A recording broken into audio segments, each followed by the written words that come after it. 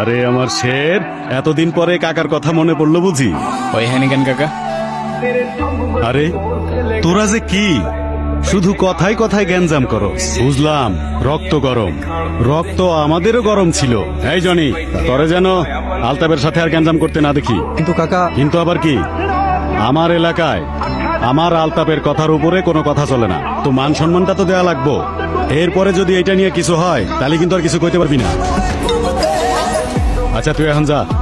সালাম কাকা। হ্যাঁ হ্যালো, আরে এটা কোনো ব্যাপার হইলো? আমার আলতাপরে পাঠাই দিমুনি।